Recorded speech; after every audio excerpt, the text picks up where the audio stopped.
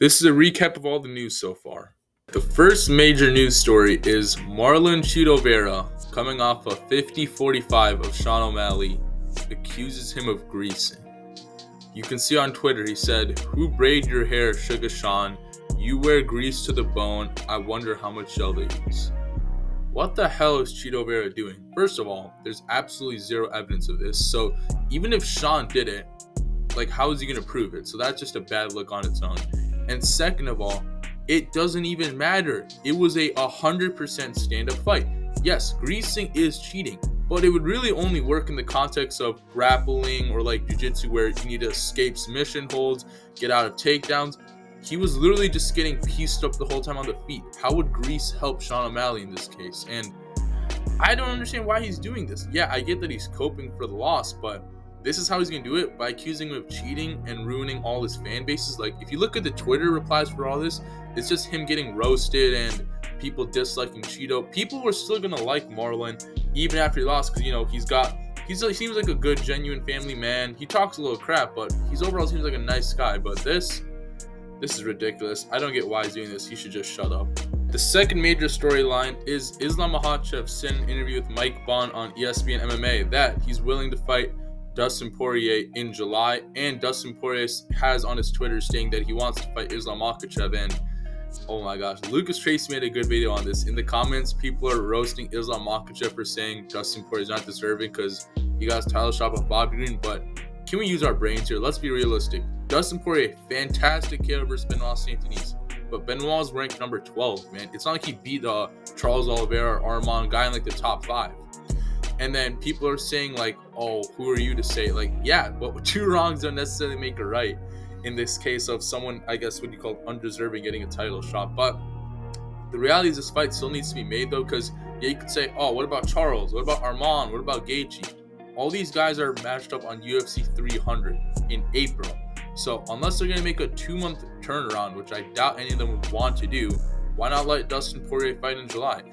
And then in terms of the matchup, I don't see how Dustin can win. Maybe he could knock Islam Makhachev out, but his striking defense is just too good now since that loss versus Adriano Martins. And I don't know, grappling, come on, Islam's just going to take him down, grapple him. Even on the feet, I think Islam has a chance to pick him apart. But I don't get, people should be in support of this like they should be, and then Islam can stay active. He can find Abu Dhabi in October then. Alright, the next big story that people are freaking out about is Bo Nickal being on the main card for UFC 300. He's above guys like Yuri versus Rakic, Keita versus Sterling, and this one's insane, Armand Sarukian versus Charles Oliveira. These guys are top 5 fighters, former champions, and I get why people are pissed, but I think people are a little, not dumb, but people aren't looking at why the UFC is doing this. Bo Nickal has the whole wrestling community that might not even watch MMA. They're going to watch just for him. I mean, I know personally people that were saying, oh, Bo Nickal, yeah, I watched him back in the day, I would tune in. So I'm sure there's plenty of people like that will buy the pay-per-view.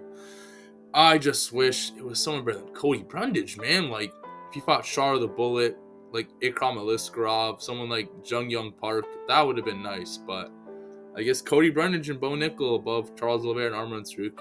The next story, Colby Covington has officially called out Ian Garry on social media. He said he has 3 stipulations to fight him. Ian has to turn on his comments for Instagram. He has to beg on his hands and knees for the fight. And then if he wins, his wife Layla has to be like the girl in his MyBookie video. Man, that was actually hilarious. Obviously, everybody's been hating on Colby because of his fucking terrible performance versus Leon. But this is how you get it back, by being funny and, you know, getting the fans against a guy that nobody likes, Ian Garry. Will this fight happen? I swear on everything. I hope so. And I really think he'll, because, yes, Colby has really not fought an up-and-comer. He's only fought washed-up guys like Lawler, Woodley, stuff like Masvidal. Guys like that were already established and were coming off losses. But this is an instant where Ian Garry, right?